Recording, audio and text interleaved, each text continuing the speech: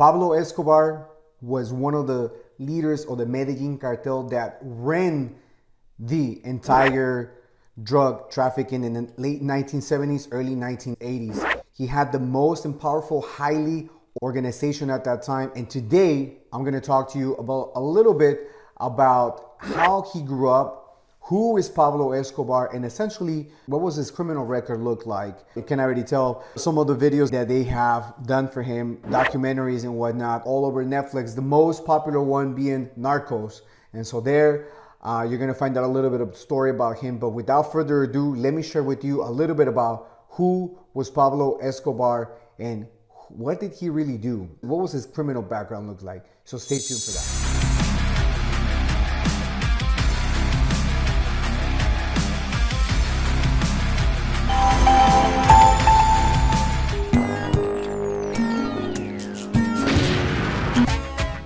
Hey, welcome back everyone. Thank you so much once again for joining me today. And in today's video, I want to talk to you a little bit about who was Pablo Escobar. Now, let me make it very clear. I do not endorse any of the criminal records or any of the criminality that Pablo Escobar ever did. So I'm not here to implore or talk about how great of a leader he was, because that is not the intention of that I have with this video. It's more about who was this individual, because obviously it's something that we're still seeing up until today. It's a business that is very thriving, very good today, and it has been thriving for so many years, since going back to the 1960s, 1970s. But with that, there comes a lot of criminal activities, a lot of violence, a lot of murders, and so for me, it was very interesting and fascinating to do a little bit of research and history about who was Pablo Escobar. Obviously, like I said at the beginning of the video, there's a very popular show on Netflix that is called Narcos. Narcos, the first 2 seasons, they talk about how was the life of Pablo Escobar in his later years, and eventually until his death in December 2nd, 1993, when he was killed by authorities that were basically chasing him down for so many years. But anyways, Pablo Escobar was born on December 1st, 1949, and he was born in Rio Negro, Colombia. Now, all of you know Colombia as the world capital of drugs, and obviously they have a reputation for that. But let me tell you that Colombia has been a country that has been thriving now after the decimated the cartel, especially the Medellin cartel, because there was other cartels, the criminal activities that they had. So Colombia was known for the criminal activities, but you'll be surprised today how they have come across as a country that is thriving, especially nowadays with artists such as Shakira. You got such artists as Maluma, Karol G, and other artists that are very popular in today's music, which is called reggaeton, right? There's a lot of artists coming out from the country, but without getting too much ahead of myself, I wanted to stick to where I was heading. But Pablo Escobar was born in Rio Negro, Colombia, and he actually relocated to Medellin when he was just a few years old, with his father and mother. Obviously, she was a local teacher in one of the cities out in Medellin where they migrated from. But Pablo was very heavily involved in criminal activities at such a young early age. At the age of 14, he was already in a criminal gang, and actually he was kicked out of school as well because of all the criminal activities that he was involved at such a young age. But there's a story that goes that he actually got in a fight one time with one of the rival guys, or one of the guys that he was going to school with, and he lost the fight. They got into a boxing fight. They got into a fighting match, and he lost the fight. So he eventually went back and shot the guy. He shot the guy, and actually, I don't know if he killed him or he shot him in the leg, but that just goes to show you how the criminal mind of Pablo Escobar was developing at such a young age. In Colombia, you have the liberals and you have also the conservatives, which is the equivalent of the Republicans and the Democrats out here in the United States. So The liberals are obviously, they're very liberals. The conservatives are very conservative to what their opinions and what they're all about. But in the late 1960s, 1970s, that's when you saw a big demand for narcotics out here in the United States. And actually, if you look at some of the Scarface movies or The Godfather, they resemble that era of that age back then, the 1960s, 1970s, 70s age. And that's when the narcotics started flourishing in the United States. So in 1960s, 1970s, that's when the business started growing. One of the reasons why Colombia was very good is it was very good at importing cocaine. It was because of the cocoa plant. The cocoa plant actually, the weather in Colombia is where the cocoa plant actually, the environment is very ideal for it, which is why you see all these photos, all these scenes of Netflix with where the people are in jungles, growing the plants, growing the cocoa leaves. It's because of the environment. So the wealth in 1960, that's when, that 1970s is when Pablo started, building his wealth.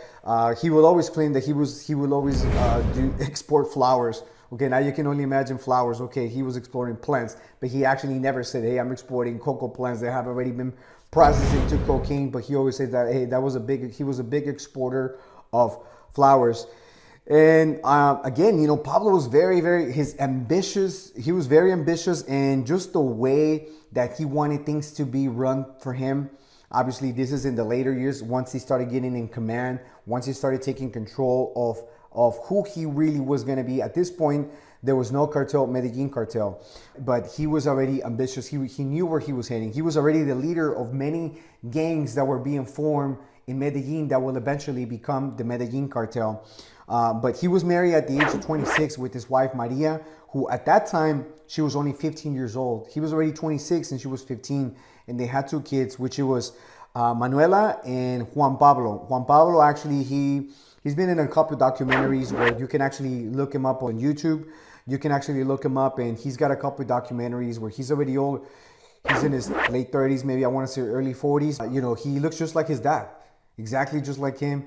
I think I was watching one before I created this content where he was in Colombia, and he was actually visiting places where he hadn't been before because he had a price. There was a price for his head. They wanted him killed. But cocaine became a niche drug in the early 1960s again, and then it was exposed in the 1970s. And obviously, the market just expanded exponentially. Especially here in the United States, that became one of the leading countries that will receive the drugs and being distributed out to the streets. Pablo Escobar always believed that his business, that the drugs will eventually become legalized, which is why he always stood by his decision on running the way, whatever he was running.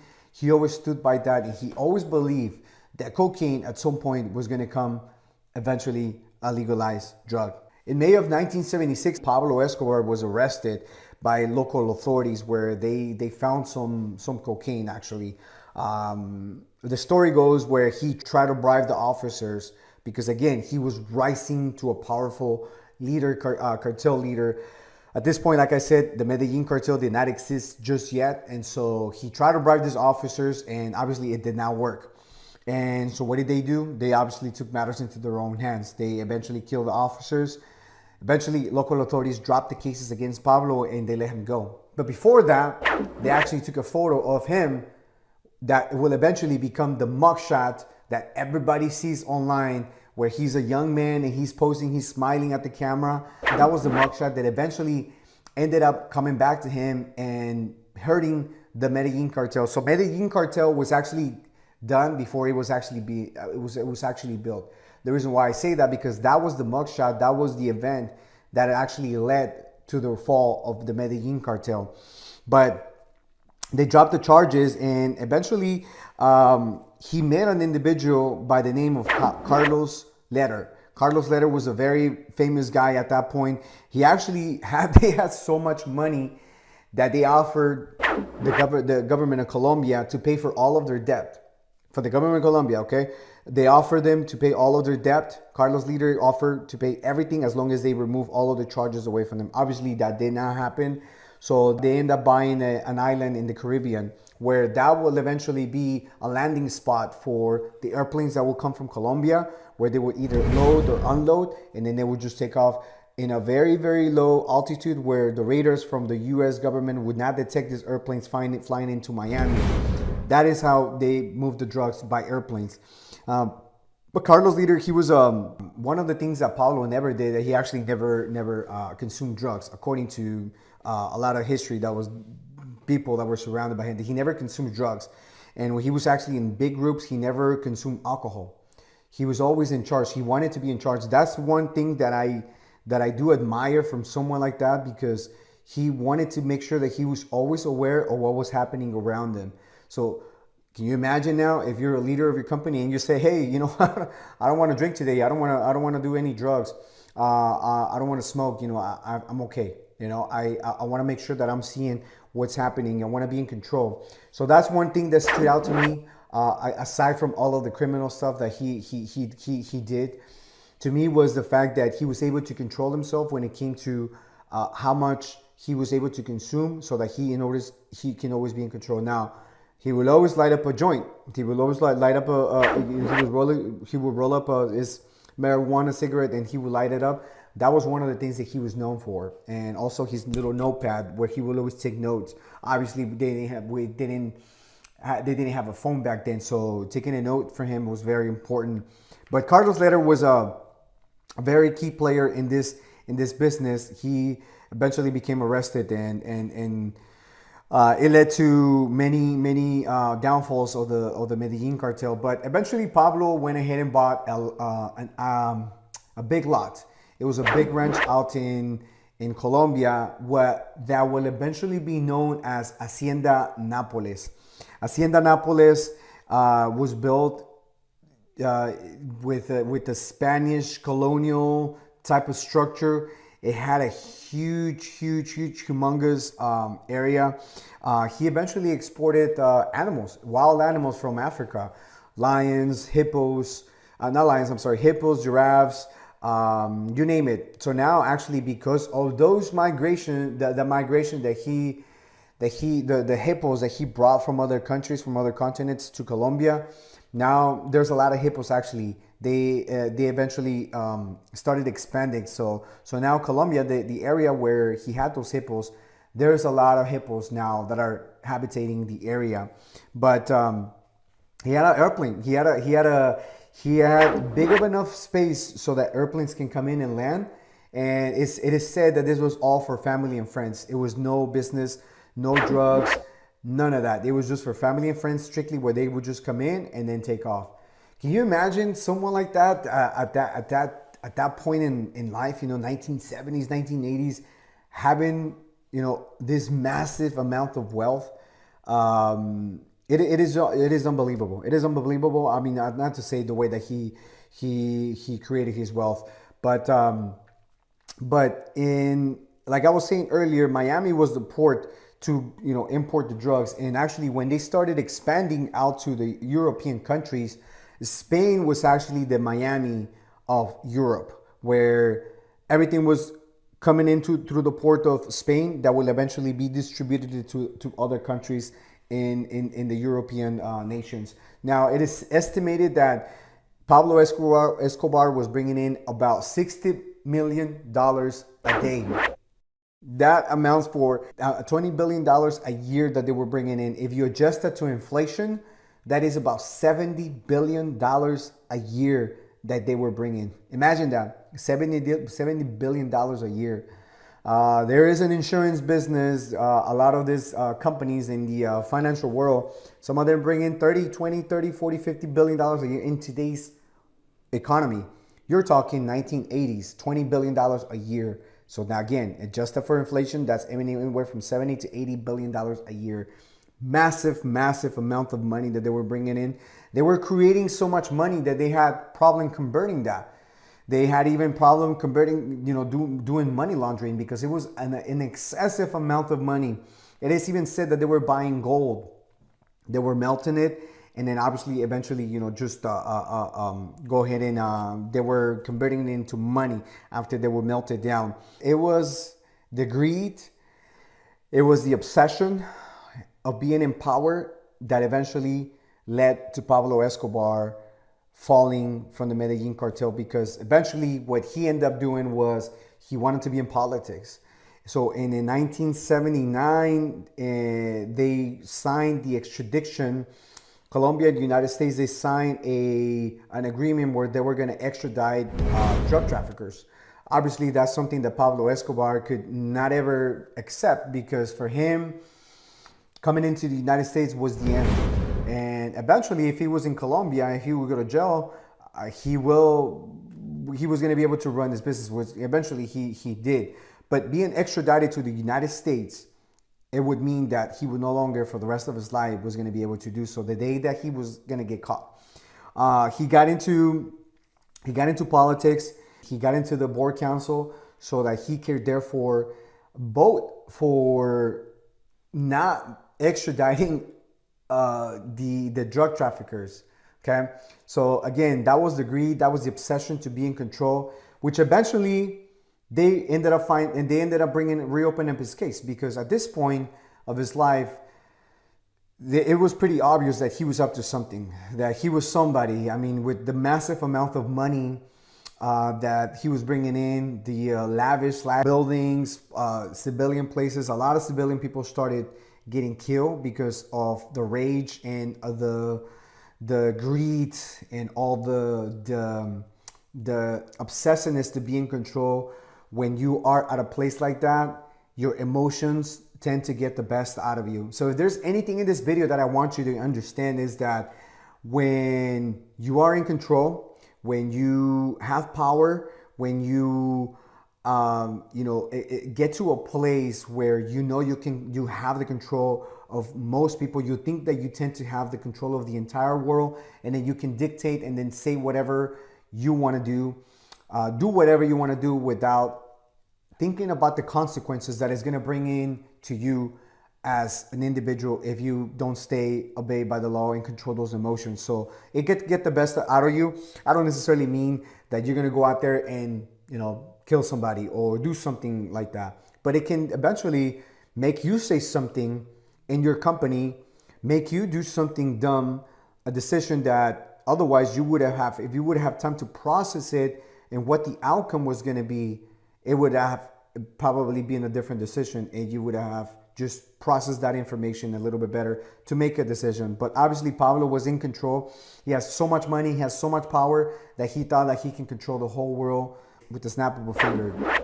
So he started bombarding his places, which eventually led to the revocation of his visa. He actually had a couple places out in Miami, I believe, where that he owned. Obviously, they were possessed, but eventually he took off. He left the country. He went to Nicaragua. After a couple years, he came back to the country of Colombia, where again he started. He was determined. He was determined that he was going to put matters into his own hands, and he actually united with another powerful cartel that was running out back then, the Cali cartel. The Cali cartel was the rivals of the Medellin cartel, but they actually control some areas of New York. The Medellin cartel controls some areas of Florida, and they divided themselves into what areas they were going to distribute this narcotic that they would do. So that's what a cartel does. They claim territories, and then actually you can translate that into a business, because when a new business gets put into place, and then you have an old business that they're all in the same industry, you got the new guy who is hungry and powerful and with new ideas and just hungry to do better. That is what the Cali cartel was doing. At that time, the Medellin cartel was at the peak of its power, but it was getting old. It was getting old. Pablo was getting into a lot of mess.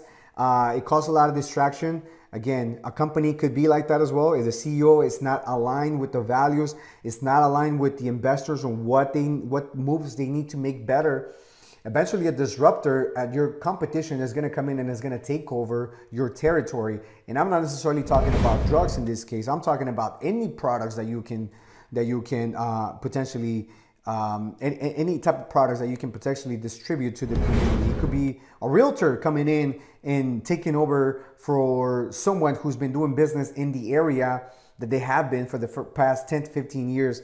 If they get to a place where they're complacent and they think that they know it all, they have it all, and then they start making decisions that are maybe not aligned with their values or why they got into business in the first place, this new guy is going to come in, this new person is going to come in who is hungry, who wants to take over, who is going to disrupt that industry, that community, and is going to come in and then take over. That's what happened with the Cali cartel when they took over the control. But at this point,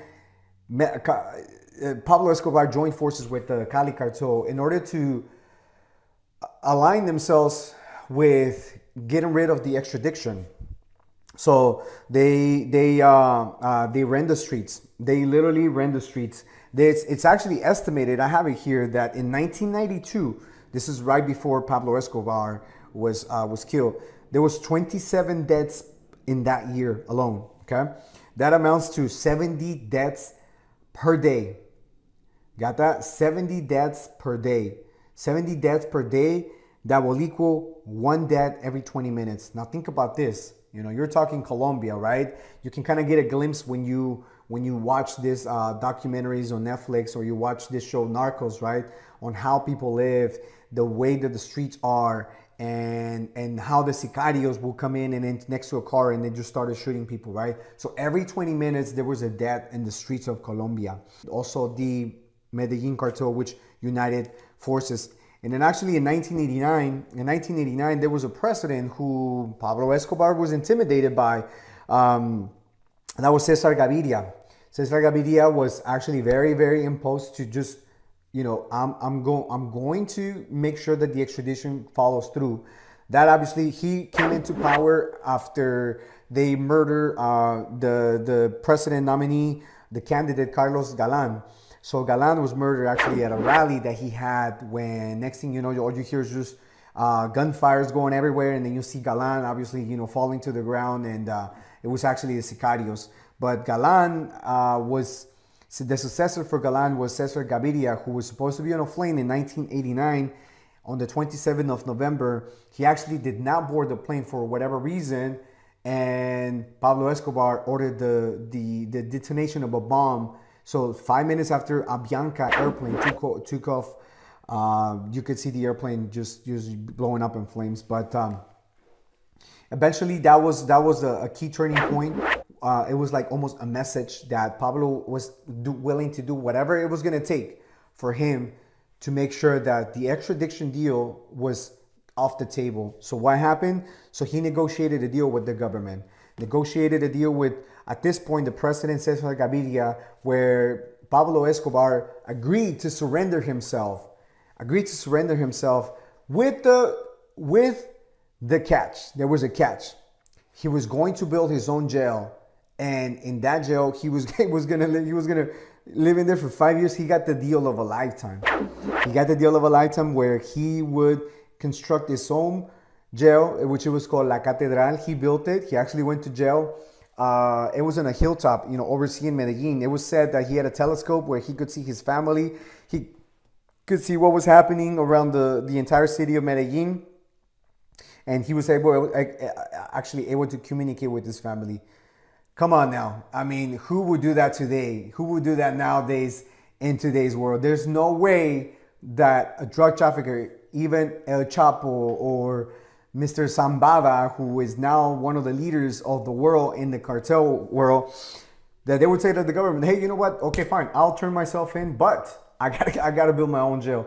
There's no way that would happen today. Obviously, we're talking about 1990s, 1989, obviously different times, but think about that. Think about the power, how powerful was Pablo, that he was able to negotiate a deal with the government of Colombia, okay, the president of Colombia, where he would turn himself in with the condition that he was going to build his own jail.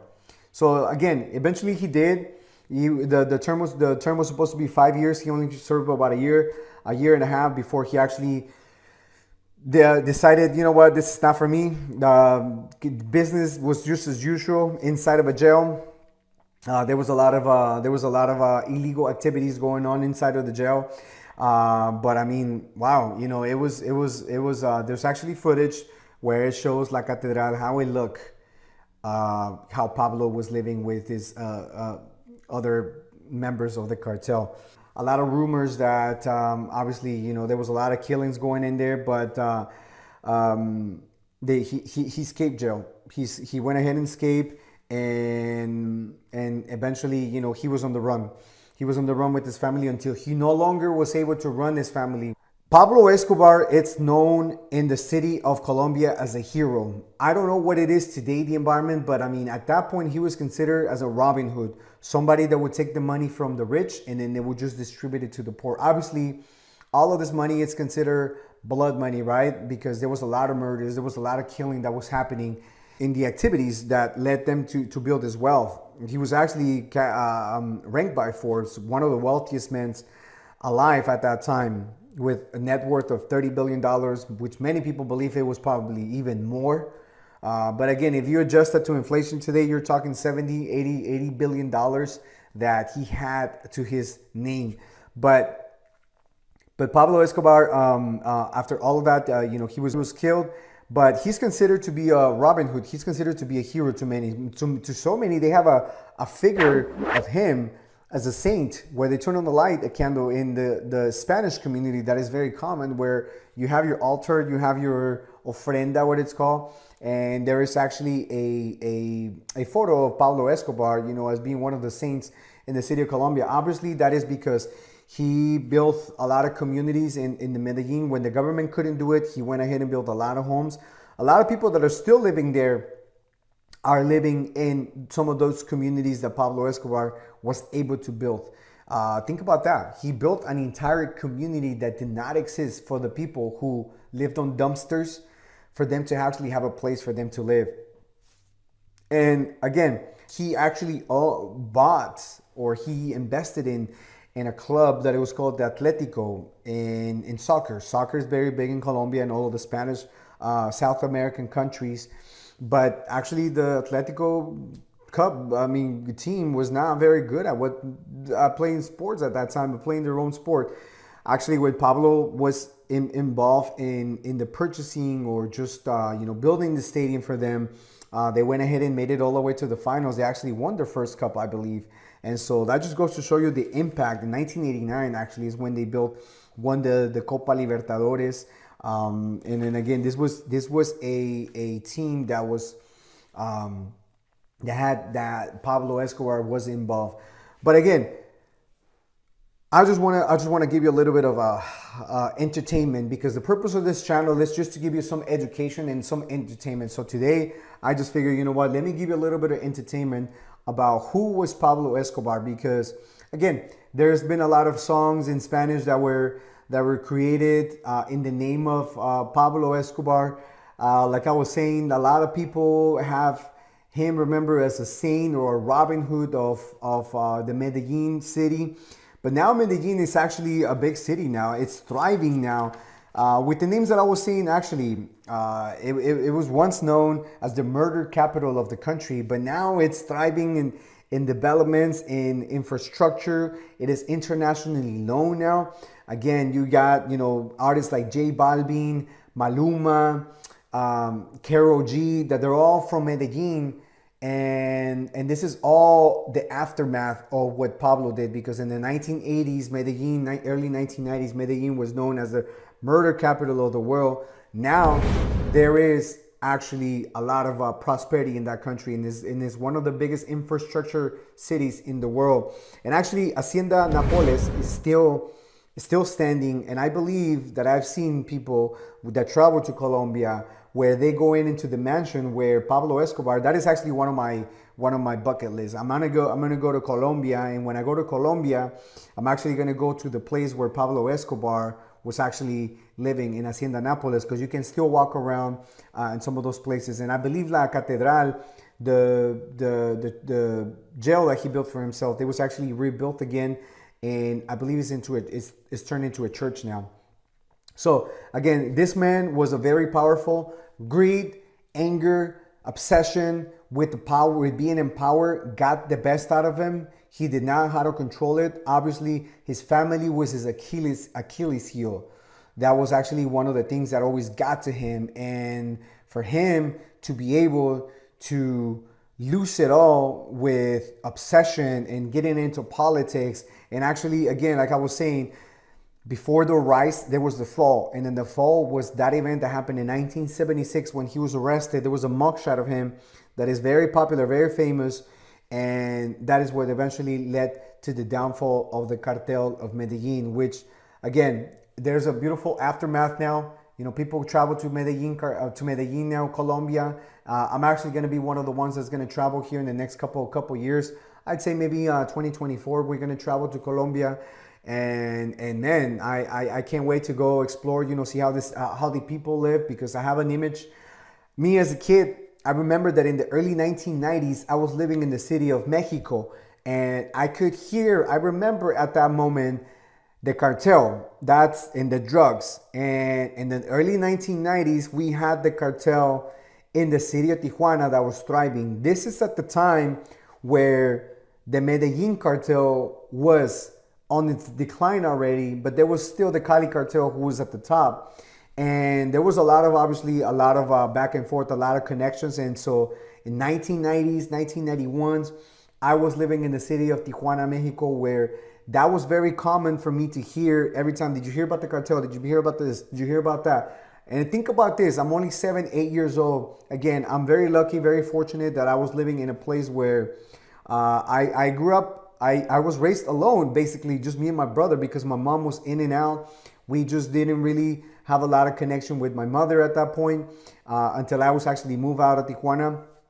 But I do remember, I have a lot of memories of, you know, just connecting what was happening to now that I'm older, and now I'm hearing the history about what was going on back then, and then the flashbacks, the memories that I have as a child, I'm able to connect them. So think about that for a minute. You know, just the aftermath that we're seeing now. Obviously, it's very beautiful. There's the city of Medellin is thriving now, and is very well known for all these popular singers that are coming out of Medellin, Colombia, and I just couldn't be happier for that. And this is all the aftermath that Pablo Escobar brought. And so to many, he's a Robin Hood, he's a hero. To many, he's a murderer. He's an evil man. I'll leave that up to you. It's up in the air. There's no doubt that he was involved in many illegal activities that actually led to a lot of killing of a lot of innocent people. That is never okay with anybody. And the flip side of that is that he helped the people that he actually, you know, where he was from, Medellin cartel. He actually gave a lot of money to the poor people. So that is one of the things that the people there in Colombia will always be grateful for. And they see it the way that they see it because they see that. Obviously, authorities, the DEA, and everybody else, you know, we see it very differently because obviously, you know, he was involved in a lot of illegal activities that you just cannot do that. You can't take matters into your own hands. But with that said, thank you guys for watching.